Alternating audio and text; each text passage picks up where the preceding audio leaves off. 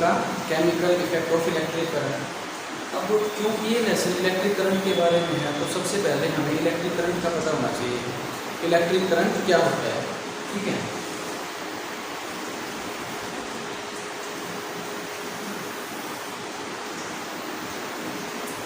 क्योंकि ये lesson electric current के बारे में है, तो हमें सबसे पहले इलेक्ट्रिक करंट का पता होना चाहिए क्या होता है। और इलेक्ट्रिक करंट से भी पहले हमें चार्जेस का पता होना चाहिए।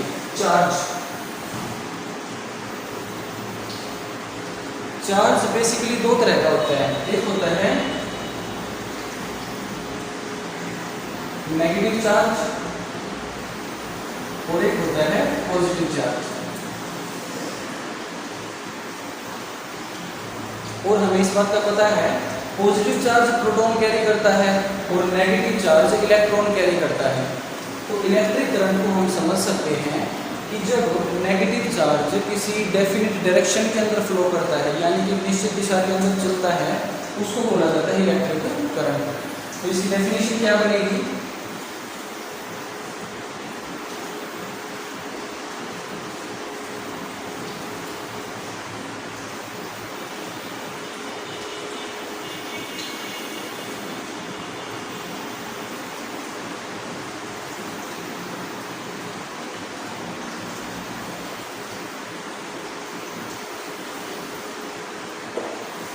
when flow of electrons और नेगेटिव चार्ज, इलेक्ट्रॉन बोल सकते हैं या नेगेटिव चार्ज बोल सकते हैं, एक ही बात है। जब ये डेफिनेट डायरेक्शन में फ्लो करेंगे तो उसको बोला जाएगा इलेक्ट्रिक करंट। अब इलेक्ट्रिक करंट को हम मापेंगे किस चीज़ के अंदर, तो इलेक्ट्रिक करंट की जो एसआई यूनिट होती है उसको हम बोलते हैं एम्पियर।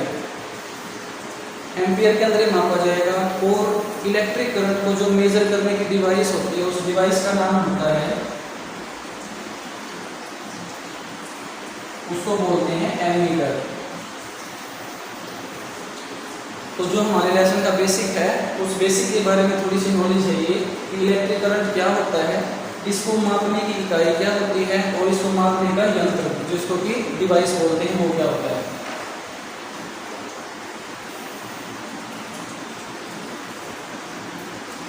अब इसके बाद बारी आती है, टॉपिक स्टार्ट करते हैं। फर्स्ट हमारा टॉपिक रहेगा, उसका नाम है इलेक्ट्रोलाइट। इलेक्ट्रोलाइट क्या होता है, एक ऐसा सब्सटेंस जिसको हम अगर किसी चीज़ के अंदर डिजोल्व करते हैं, किसी सॉल्यूशन के अंदर डिजोल्व करते हैं, तो वो आयंस में ब्रेक हो जाता है। अब आयंस का भी पता होना चाहिए क्या होता है।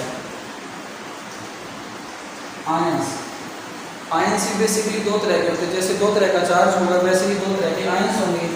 तो जो पॉजिटिव चार्ज वाले आयन होंगे उसको तो बोला जाएगा कैटायन, और जो नेगेटिवली चार्ज पार्टिकल्स होंगे उनको बोला जाएगा एनायन। तो आयंस दो तरह के होते हैं। और इलेक्ट्रोलाइट वो सॉल्यूशन होता है जिसको हम अगर मेल्ट करते हैं या डिसॉल्व करते हैं किसी सॉल्यूशन के अंदर, तो वो आयंस में ब्रेक हो जाता है, ठीक है। तो इसकी डेफिनेशन कुछ इस तरह से होगी।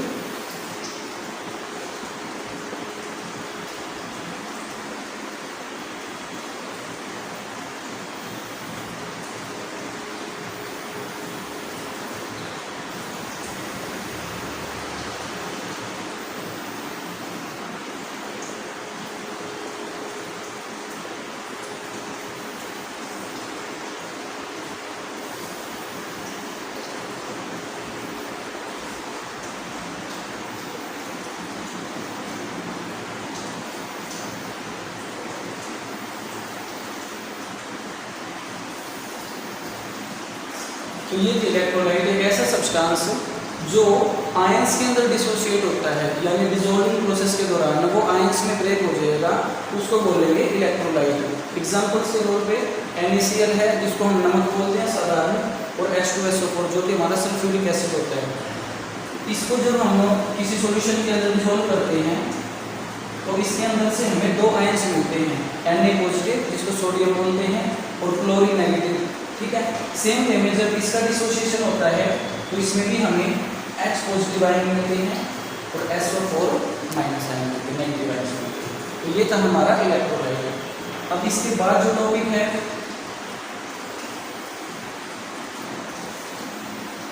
वो है नॉन इलेक्ट्रोलाइट, इसका अपोजिट।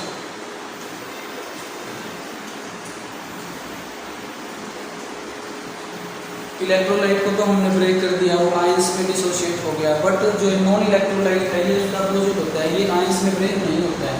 तो क्या लिखेंगे? और substance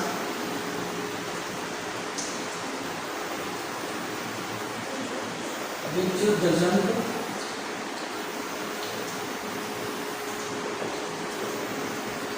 dissociates into ions when dissolved in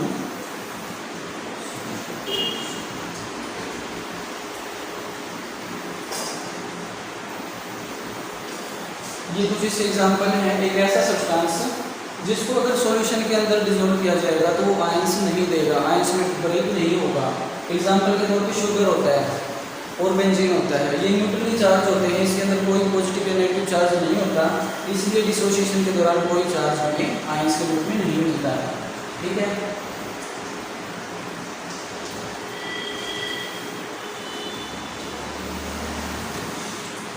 उसके बाद बारी आती है कि जो भी सॉल्यूशन होगा जिसके अंदर जितने ज़्यादा आयंस होंगे वो उतना ही इलेक्ट्रिसिटी का अच्छा कंडक्टर माना जाएगा, जितने कम आयंस होंगे वो इलेक्ट्रिसिटी का उतना ही पुअर कंडक्टर माना जाएगा। अब यहाँ से दो टर्म्स आती है हमारे पास, पहली टर्म है कंडक्टर। कंडक्टर क्या होता है?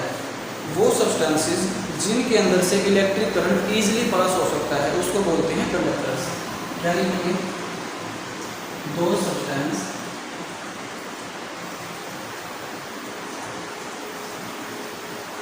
through which electric current easily passes।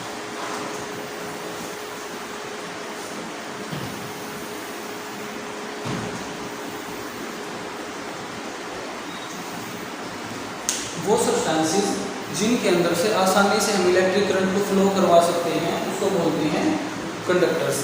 ठीक है, अब ये तो हो गए नॉर्मल कंडक्टर। कुछ अच्छे कंडक्टर भी होते हैं, कुछ बुरे कंडक्टर भी होते हैं, मतलब जिसको गुड कंडक्टर बोला जाता है या पुअर कंडक्टर बोला जाता है। ठीक है, तो गुड कंडक्टर तो वे हो जाएंगे जिनके अंदर से बहुत हाई क्वांटिटी में इलेक्ट्रिक करंट हम पास करवा सकते हैं, और पुअर कंडक्टर वो हो जाएंगे जिसमें इलेक्ट्रिसिटी कम क्वांटिटी में पास होगी। इसका अपोजिट, इसका जो अपोजिट होता है वो होता है इंसुलेटर। अब इंसुलेटर को पढ़ते हैं।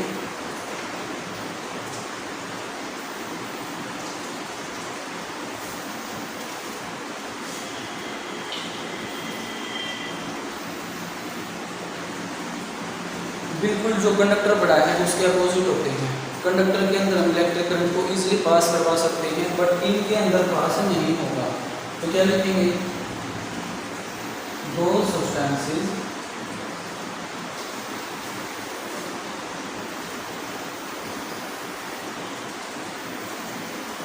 Electric current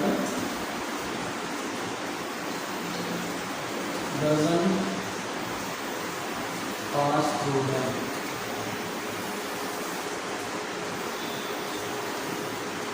example dry would, plastic. तो ये कुछ वो एग्जाम्पल्स हैं जिनके अंदर हम इलेक्ट्रिक करंट को पास नहीं करवा सकते, इसलिए उनको इंसुलेटर बोला जाता है। इसलिए जब भी कोई इलेक्ट्रीशियन इलेक्ट्रिक इक्विपमेंट्स को ठीक करने आता है तो वो इन सब चीज़ों का इस्तेमाल करता है। हाथ में रबर ग्लव्स का यूज होगा। अगर मान लो कोई किसी को करंट लग रहा है, इलेक्ट्रिक शॉक लग रहा है, तो उसको दूर करवाने के लिए हम सूखी लकड़ी का यूज़ कर सकते हैं, क्योंकि ये इंसुलेटर होते हैं, इनके अंदर से करंट पास नहीं हो सकता। तो हम इलेक्ट्रिक शॉक से बचने के लिए इन सब का इस्तेमाल भी करते हैं। ठीक है,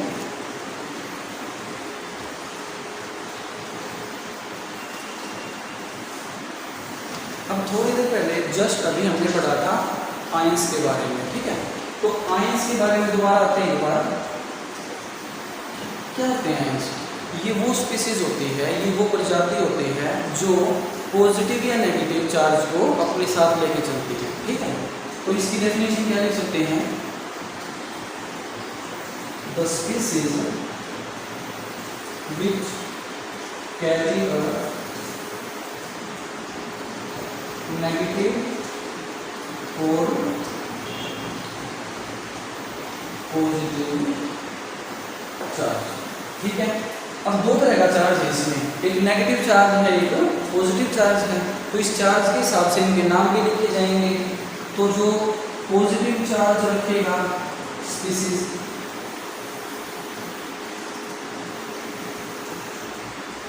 उसको तो बोल देंगे कैटायन, और जो नेगेटिव चार्ज होगा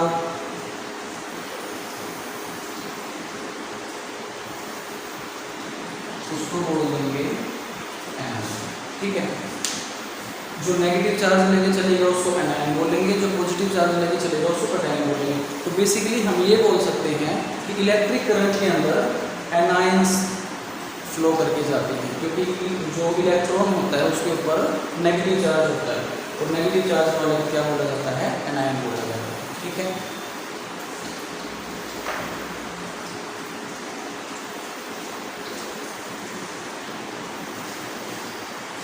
अब कैटायन एनायन से रिलेटेड दो और वर्ड्स आते हैं हमारे पास। एक वर्ड होता है कैथोड,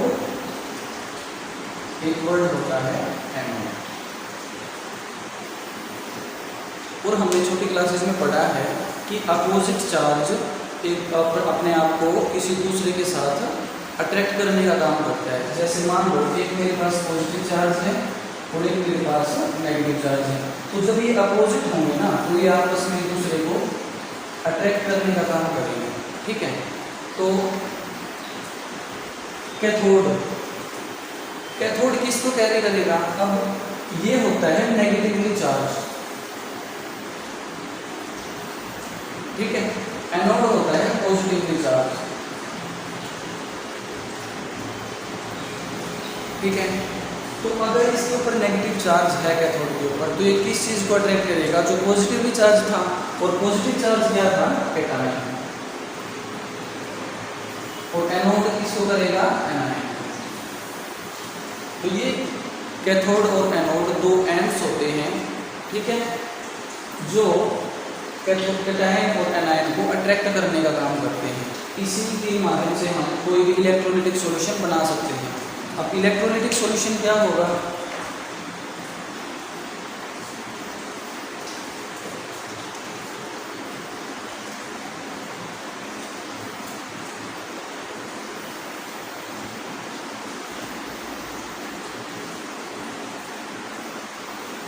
इलेक्ट्रोलाइटिक सॉल्यूशन, इलेक्ट्रोलाइट हमने स्टार्टिंग में पढ़ा है। इलेक्ट्रोलाइट एक ऐसा सॉल्यूशन, एक ऐसी चीज़ होती है सब्सटेंस जिसको डिसॉल्व करने पर हमें आयंस मिलते थे।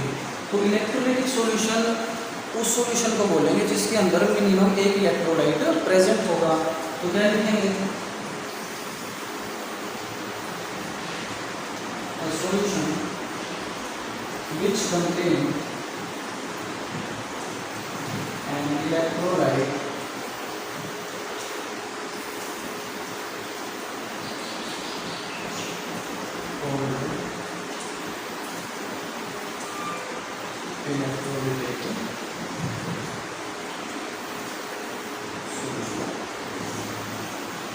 उस सॉल्यूशन को इलेक्ट्रोलाइटिक सॉल्यूशन बोलेंगे जिसके अंदर हमारा एक इलेक्ट्रोलाइट प्रेजेंट होगा। ठीक है, नेक्स्ट जो टॉपिक आता है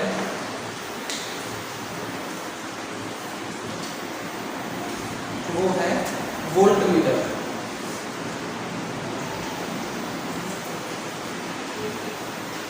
वोल्टमीटर क्या होता है? एक ऐसा डिवाइस जो कोई भी दो एंड्स के बीच में वोल्टेज को मेजर करने का काम करता है। बेसिकली ये डिवाइस होती है, तो क्या लिखेंगे?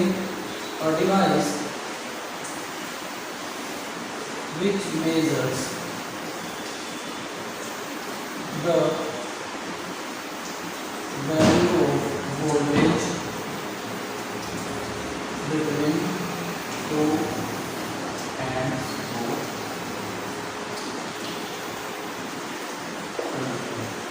एक ऐसी डिवाइस जो दो कंडक्टर के दो एंड्स के बीच में वोल्टेज को मापने का काम करता है, उसको बोलते हैं वोल्टमीटर। ठीक है, अब बहुत अच्छी बात सीखने वाली ये है कि वोल्टमीटर को हमेशा सर्किट में पैरेलल में रखा जाता है। कनेक्ट किया जाएगा पैरेलल में। तो ये लाइन इसके साथ ऐड कर देते हैं नोट बना के। Voltmeter is connected in parallel. ठीक है, तो एक ऐसी डिवाइस जो वोल्टेज को मेजर करने का काम करती है उसको वोल्टमीटर बोलते हैं, और वोल्टमीटर हमेशा पैरेलली कनेक्ट होता है किसी भी सर्किट के अंदर।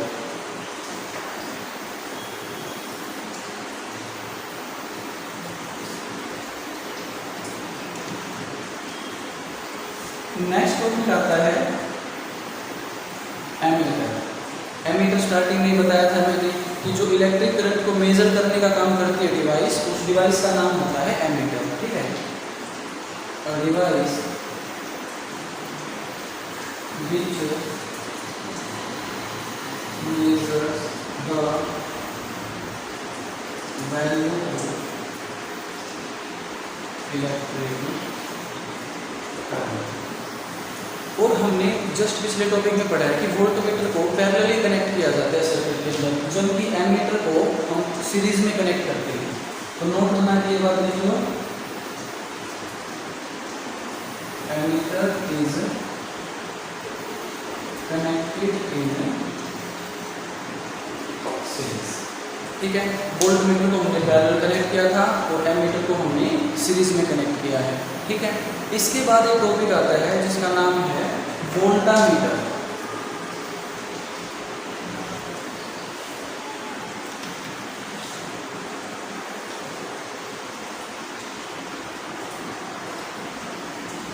अब ये क्या होता है? वोल्टमीटर तो हमने पढ़ लिया, डिवाइस का नेम था जिससे हमने वोल्टेज को मेजर किया था।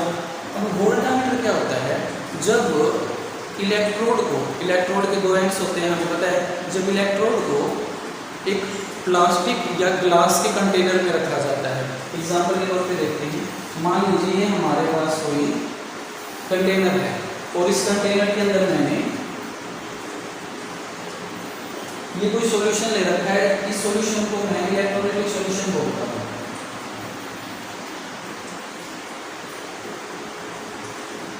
ठीक है, और ये मेरा कंटेनर किस चीज का है? ग्लास का कंटेनर है या प्लास्टिक का कंटेनर होगा, ग्लास कंटेनर होगा। जब ऐसी कंडीशन हो कि हमारा कंटेनर तो ग्लास का हो और उसके अंदर इलेक्ट्रोलाइटिक सॉल्यूशन हो, जब ऐसी कंडीशन के अंदर हम इलेक्ट्रोड्स को रखेंगे तो उस सेटअप को बोला जाता है वोल्टमीटर। ठीक है, मान लो यहाँ पे मैंने इलेक्ट्रोड्स रख दिए और इसको मैंने बाहर कनेक्ट कर रखा है। इस तरह के सेटअप को वोल्टमीटर बोला जाता है। ठीक है, इसकी डेफिनेशन लिखते हैं।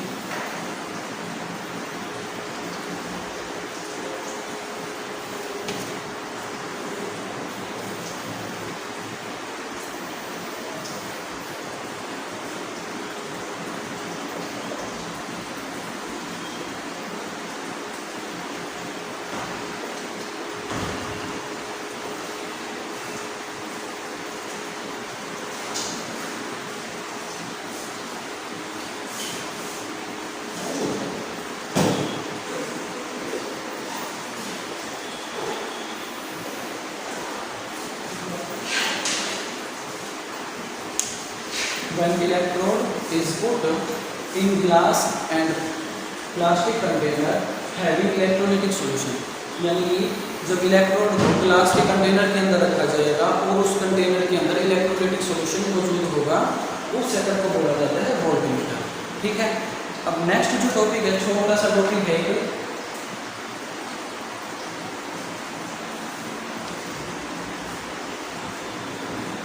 सेल। सेल क्या होता है? ये किसी भी इलेक्ट्रिक करंट का सोर्स होता है, मतलब इलेक्ट्रिक करंट को जनरेट करने का काम करता है सेल। तो क्या लिखेंगे? Source of electric current. अच्छा, ये तो सिंगल सेल हो गया जो हमने बोल दिया इलेक्ट्रिक करंट का सोर्स होता है।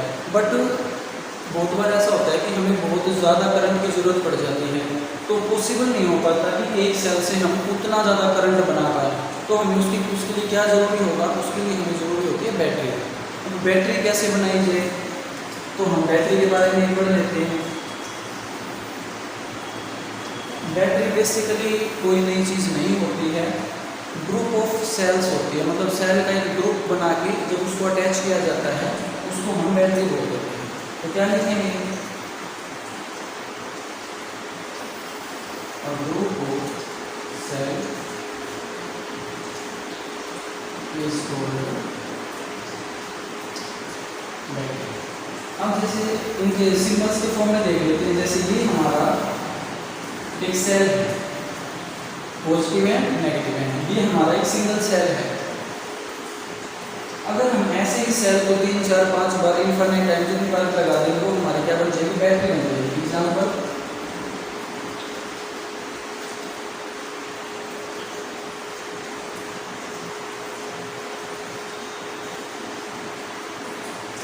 ये मैंने 5 सेल को कनेक्ट करके एक बैटरी बना दी। This is cell and this is the connection of 5 cells which is called battery. Okay, तो ये कुछ जनरल टर्मिनोलॉजी थी जो इस लेसन में यूज होने वाली थी। पहले पार्ट में हमने बेसिक टर्मिनोलॉजी को डिस्कस किया है। अब नेक्स्ट पार्ट में जब भी हम करेंगे इसके बेसिक्स के बारे में जानेंगे, इसमें क्या क्या होता है, केमिकल इफेक्ट्स कैसे प्रोड्यूस होते हैं इलेक्ट्रिक करंट की वजह से, उन सबको पढ़ेंगे। आज के लिए इतना ही। अगर वीडियो पसंद आए तो चैनल को शेयर करें, सब्सक्राइब करें और बताएं कमेंट में कौन सा पार्ट आपको सबसे ज़्यादा अच्छा लगा। Thank you, have a nice day.